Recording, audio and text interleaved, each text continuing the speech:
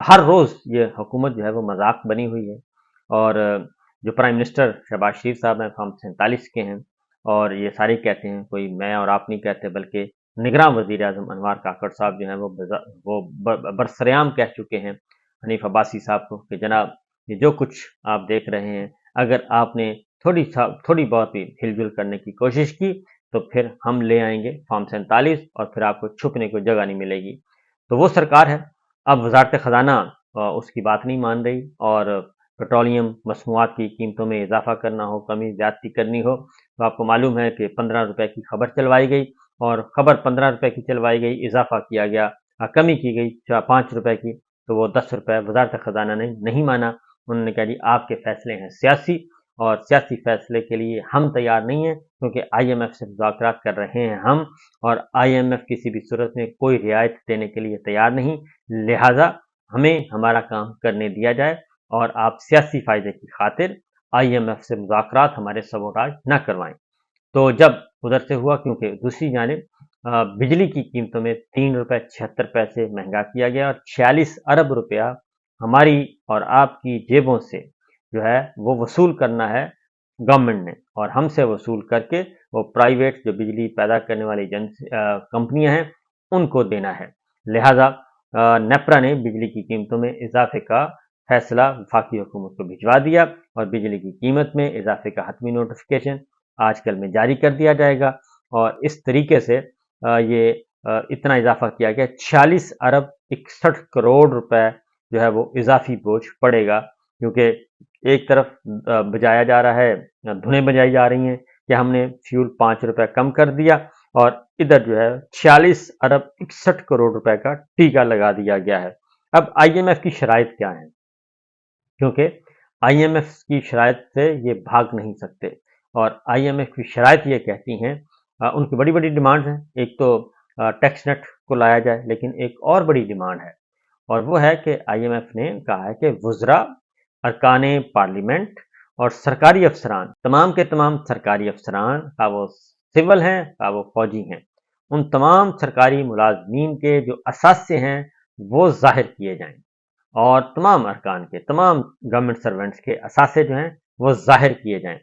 اور اس پہ جب تک، کیونکہ اگلے بجٹ اور اگلی جو ہم نے قرض لینا ہے اس کی یہ شرط ہے، اور یہ ان کی ڈیمانڈ بہت پہلے سے چلی آ رہی ہے، یہ مطالبہ بہت پہلے سے چلا رہا ہے، لیکن اب انہوں نے کہہ دیا ہے کہ اس پر سختی سے عمل درآمد کروایا جائے، اور ایف بی آر نے کہا ہے کہ ارکان پارلیمنٹ اور ٹیکس دہندگان کی ٹیکس ڈائریکٹری کی اشاعت کا سلسلہ بھی بند ہو گیا ہے، اس کو بھی بحال کیا جائے، اور جو آئی ایم ایف نے آئندہ بجٹ میں انسداد بدعنوانی کے لیے سخت اقدامات کرنے کی تجویز دے دی ہے، اور عوامی عہدہ رکھنے والوں، سرکاری افسران کے اثاثے پبلک کرنے کا مطالبہ بھی دوبارہ کر دیا ہے، اور انہوں نے کہا ہے کہ ان کے اثاثے پبلک کیے جائیں، پتہ ہو کہ ہمارے جتنے بھی سرکاری ملازمین ہیں، خواہ وہ سول ہیں یا عسکری ہیں، اور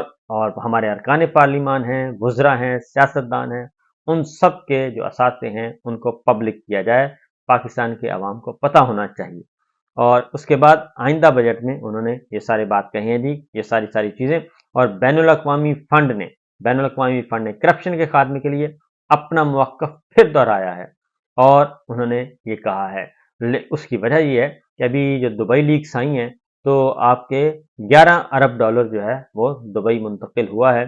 تو وہ سارے اثاثے ادھر بنائے ہوئے ہیں اور پاکستانیوں کے ہیں، اور اس میں ہمارے وزیر داخلہ بھی شامل ہیں موجودہ، اور باقی بھی لوگ بھی شامل ہیں، اور شریف فیملی بھی اس میں شامل ہے، تو یہ سارے کے سارے لوگوں کے جو دبئی لیکس میں نام تو آ گئے ہیں، لیکن بتانے والا کوئی نہیں ہے۔ ذرائع کے مطابق یہ حکومت نے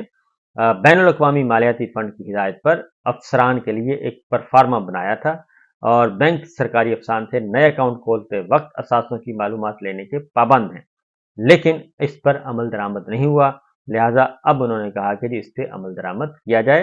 اور اس چیزوں کو اگنور نہ کیا جائے، ادروائز حالات زیادہ بگڑ سکتے ہیں۔ دوسری جانب پاکستان تحریک انصاف اور خیبر پختونخوا حکومت بھرپور طریقے سے تیاری کر رہی ہے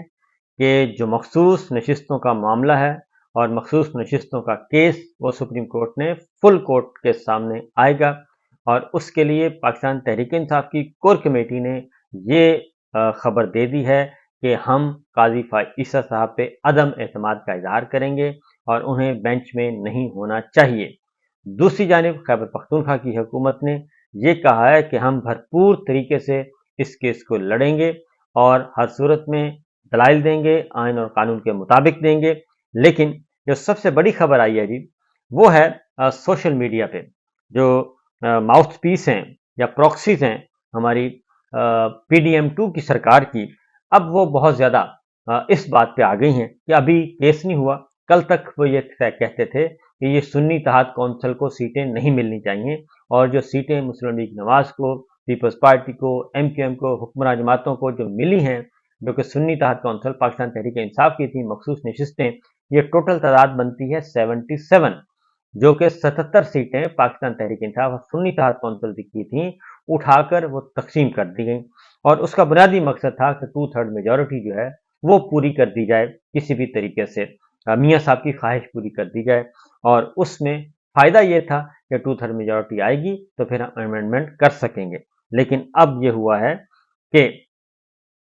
وہ جو ماؤتھ پیس ہیں، جو پراکسیز ہیں، وہ یہ کہہ رہی ہیں کہ جناب ابھی کیس ہیئرنگ نہیں ہوئی، ابھی آنا ہے ٹائم۔ اب وہ کہہ رہے ہیں کہ یہ جو مخصوص نشستیں ہیں یہ سنی اتحاد کونسل کو تو ملنی ہی نہیں، ان سے چھینی جا سکتی ہیں، یعنی کہ اب یہ مان گئے ہیں کہ یہ جو سیٹیں تھیں مخصوص نشستیں جو کہ سنی اتحاد کونسل اور پاکستان تحریک انصاف کا حصہ تھیں، اور بلے کا نشان لے کے PTI کو ایک عام نشان پہ، مختلف نشانوں پہ ان کو الیکشن لڑنا پڑا، اور اس کے بعد وہ پھر سنی اتحاد کونسل میں جوائن کیا انہوں نے۔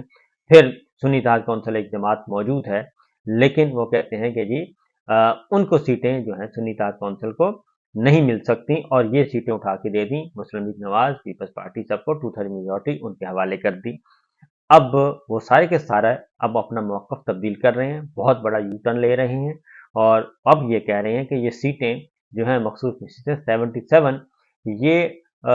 جو حکمراں اتحاد PDM2 ہے ان کو نہیں ملنی چاہیے، ان کو غلط ملی ہیں۔ اب وہ تسلیم کر رہے ہیں کہ ان کو غلط ملی ہیں، لہذا اب کچھ کر تو سکتے نہیں ہیں۔ اب اس پہ یہ کہہ رہے ہیں کہ یہ سنی اتحاد کونسل کو نہیں مل سکتی،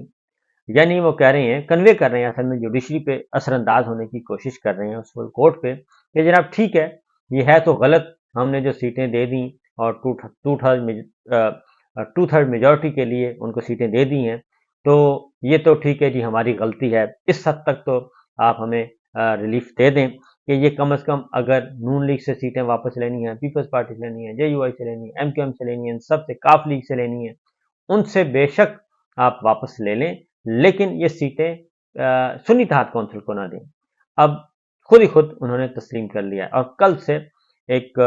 سوشل میڈیا پہ ایک طوفان بدتمیزی برپا ہے، اور اب سب کے سب اس پہ دلائل دیں، اور ٹی وی پہ بیٹھ کر بھی بڑے دھڑلے سے کہہ رہے ہیں کہ یہ سیٹیں ان کو نہیں مل سکتی، اور سنی اتحاد کونسل کو یہ سیٹیں جو حکومتی جماعت ہے ان سے لی جا سکتی ہیں واپس۔ تو یہ ہے صورتحال، اور لیکن ملاقاتیں بھی ہو رہی ہیں، اور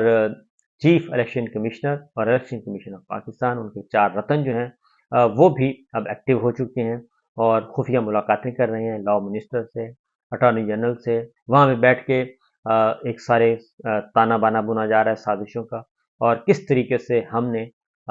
اس اہم سنگ میل کو عبور کرنا ہے کہ پاکستان تحریک انصاف سنی اتحاد کونسل کو سیٹیں واپس نہ مل سکیں۔ تو بنیادی بات یہ ہے کہ پہلے بھی غلط تھا اور اب بھی غلط ہے، اور جب سپریم کورٹ میں یہ معاملہ آ گیا جس کا کہ عمران خان صاحب نے یہ ریکویسٹ کی تھی قاضی فائز عیسیٰ صاحب کو، جس پہ قاضی فائز عیسیٰ صاحب ناراض ہیں، اور اپنے تحریری حکم میں انہوں نے کہا کہ جی انہوں نے قاضی صاحب کہتے ہیں کہ عمران خان صاحب نے ایسے مقدمات کا ذکر کیا جو کہ اس وقت زیر سماعت نہیں تھے، تو کمپیریزن آ رہا ہے کہ جسٹس قاضی فائز عیسیٰ صاحب نے مختلف موقعوں پہ مختلف مقدمات میں خاص طور پہ عمران خان کو رگڑا دیا، خاص طور پہ انہوں نے 9 مئی کے واقعات کا ذکر کیا خاص طور پہ، اور کئی دفعہ کہا، اور خاص طور پہ انہوں نے فیض آباد دھرنے کا معاملہ ہو یا ادروائز ہو اور کوئی اور کیس ہو تو وہ عمران خان صاحب کا، پاکستان تحریک انصاف کا اور جنرل فیض حمید کا، ان کا تذکرہ ضرور کرتے ہیں۔